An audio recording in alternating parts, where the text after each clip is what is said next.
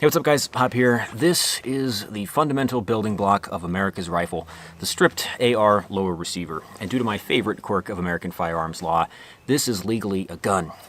So look, I'm pointing a gun at the camera. Anyway, this lower receiver was made by Anderson Manufacturing in Kentucky, one of the cheapest viable lower receivers that you could get to start your build. These things commonly sell for about $35, and since the transfer fee at my local gun shop is $45, that means that I probably paid less for this piece of forged and precision milled aluminum than I did for the fee of the paperwork that it required me to take it home. However, it's possible that this receiver is actually worth substantially more than that now. It does have some badly removed spray paint and a lot of dings and nicks and probably a lot of rounds through this thing. However, Anderson Manufacturing is no longer in business, making this another piece of aluminum that I own that is discontinued, rare, and therefore probably quite valuable. I'm just kidding. These are still all over the market, so you can get them now, and maybe you should consider it before it's too late. Anyway, you guys might have heard that Anderson Manufacturing recently closed up shop. Unfortunately, they're not even the first manufacturer to do that in just this year alone. It has been a pretty difficult couple of years for several gun manufacturers. Right before Anderson went out of business, Delton, another budget AR brand company, went out of business as well. We've also heard a lot of worrying things about Aero Precision. Who knows if they're going to be the next domino to fall. But it's not all bad, because there is a new company on the market doing budget AR stuff, and it is High Point Firearms. So, you know, we lose a couple, we gain a couple. There's always going to be probably a little bit of churn in the industry. No company lasts forever, really. Even the biggest companies you can think of have had really hard times. I think Smith & Wesson had a period of time where, due to dodgy investment and weird sales, they got close to getting in serious trouble. Obviously, Colts Manufacturing goes out of business every couple of years like clockwork because they just hate profits. They just can't abide them. But why are we specifically losing AR manufacturers now, especially, as you might have noticed, ones that are on the budget or entry-level side of the market? Well, there's a couple of reasons for that. One of them is just going to be basic competition. There's only so many people buying guns every year, and it's a real race to the bottom with the budget of AR manufacturing. Wind it back, 10 to 14 years or something like that, and ARs were probably triple the price they are today. I mean, coming out of the assault weapons ban in 2004, the AR was an expensive rifle, and thanks to its popularity and its obvious supremacy over every other platform on the market, it has gotten a whole bunch of manufacturers on board, and competition drives down price. And then, all these companies get massive, and then they're able to produce things at such a huge scale that the price comes way down. The upshot is we can actually afford the AR. We don't have to settle for modernized AK, or God help us, a modernized SKS that was dragged through the entire Tapco catalog. Remember Tapco? They are also no longer in business. They went under with the Remington bankruptcy, and they're currently owned by Sportsman's Warehouse, and I don't know if they even do anything. So who do we know that might be outcompeting all the other budget AR manufacturers on the market? PSA, Palmetto State Armory. They are doing so much volume that I think they're able to get even cheaper than what used to be the absolute cheapest of the brands. How do you compete with PSA?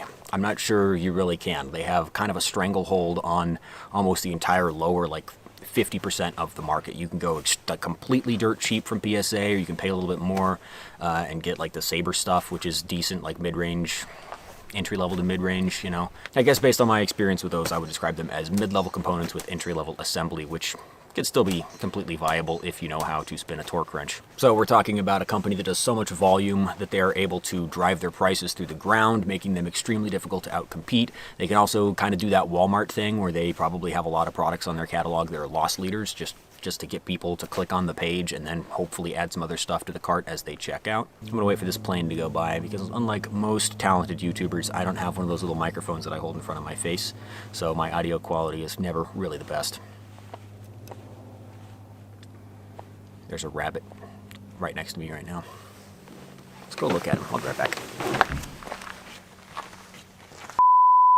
Today's video is made possible by a company that still exists, our channel sponsor, Venture Surplus. Surplus is a fancy word that usually means old and or used, but Venture Surplus also has a curated roster of new products. They're a dealer for North American rescue, so you can go to Venture to get genuine life-saving medical supplies and not worry about getting a knockoff tourniquet. Venture also sells Darn Tough socks, which are virtually indestructible merino wool socks. They're quite simply the best socks of all time. And recently, Venture became a dealer for Soffe, infamous for their immodest Ranger panties, but also they make a nice undershirt. Check out Venture Surplus at the link in the video description and use the code provided to save 10% off your order. Thank you guys for watching. Let's get back into it.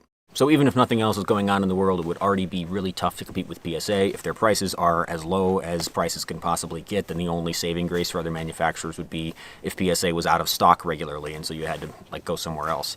And they don't seem to have any problem keeping their shelves filled. I think Anderson realized they were getting a little bit outcompeted on the extreme budget end of the market, so they actually recently, before they closed up in the last year or so, I think they tried to go a little bit slightly more upscale. So they kind of updated. They used to be mostly a company that sold very, very cheap components to builders. They decided they were going to make their own lineup of rifles and stuff. They also did that kind of semi-retro A4 series, including the Dissipator. We talked about that one. But ultimately, it was not enough. I don't think Anderson could really set themselves apart from not only their legacy and reputation as being an extreme value manufacturer of AR stuff, but also just not being the best alternative for the money compared to PSA or other companies.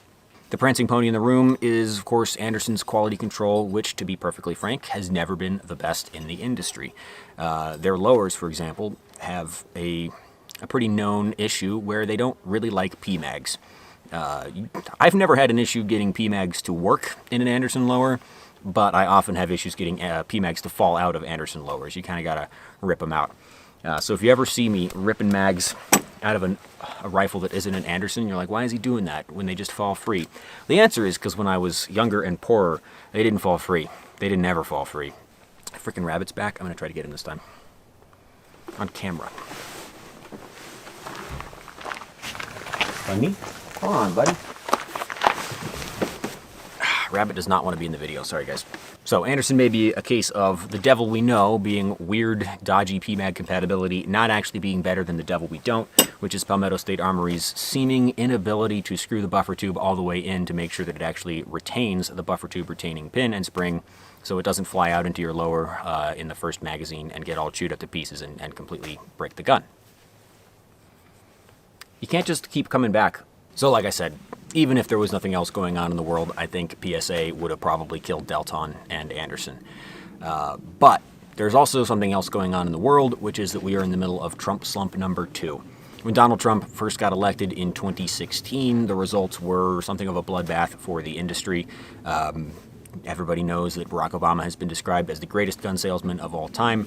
Record sales year over year, just nonstop during Obama's 2 terms.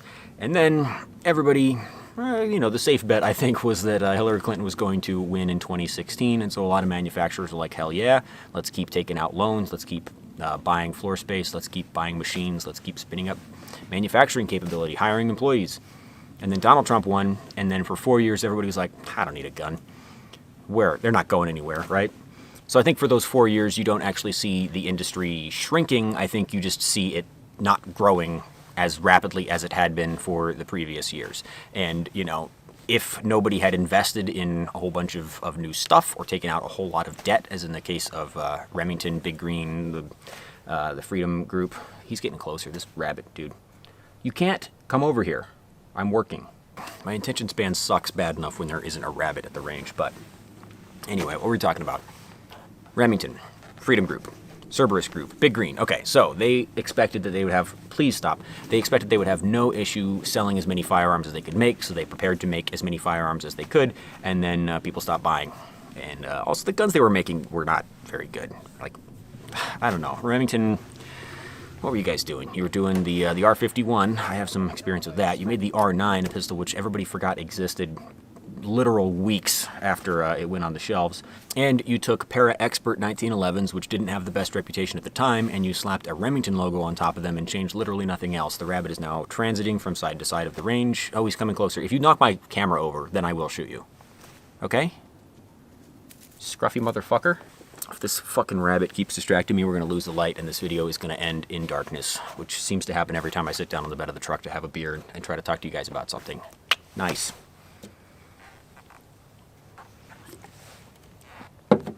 Are we too far off the rails to continue? I'm not sure. Remington, Big Green, Cerberus Group, invested money, stopped making sales, closed up shop.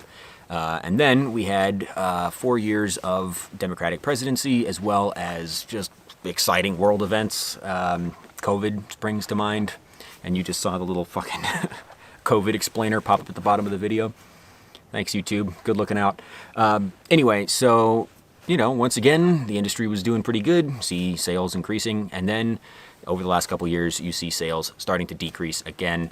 I pulled some numbers from the FBI, the NICS check database that they have, and yeah, over the last 2 years, you see firearm sales decreasing. The results for this year, if you project them out through the end of the year, are worse than last year, which is worse than the year before. So the industry is, again, you know, it's not shrinking very much, but it's certainly not growing at the rate that it had been growing. So you are dealing with a limited or possibly shrinking pool of buyers, and it's really hard to outperform juggernauts like Palmetto State Armory.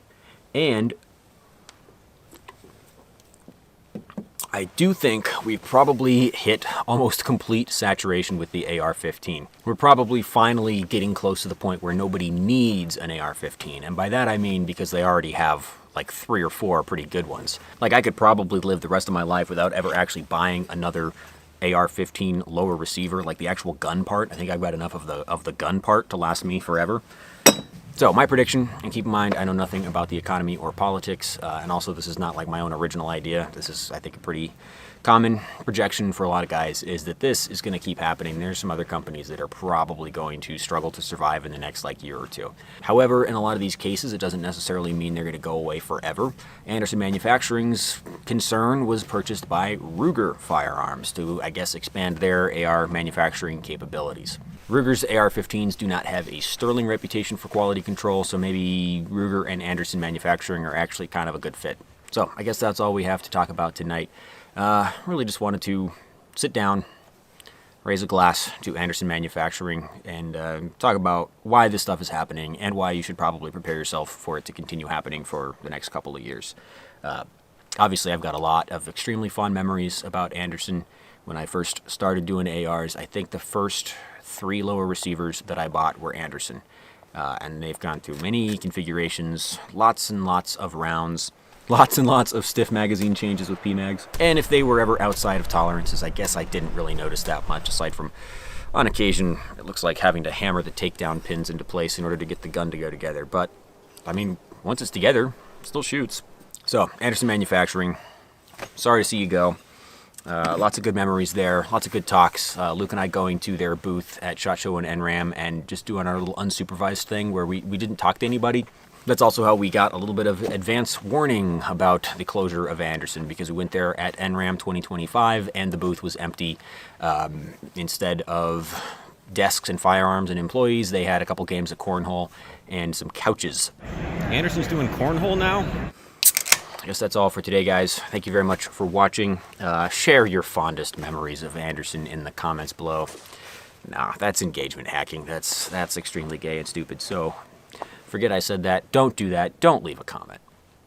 Don't do it. Just quietly appreciate the video for what it is and then click onto the next recommended one on the tab. Go ahead and pollute your algorithm. Maybe it's a 2.5-hour long true crime documentary where a guy reads Wikipedia to you. I miss my rabbit friend. All right, see you guys next time. Yeah, it's missing the ball carrier group because of range day. It's so gunked up right now. We're going to need some tools to get that firing pin out, and you can't have them on the wall with the firing pin in. So, thanks, guys.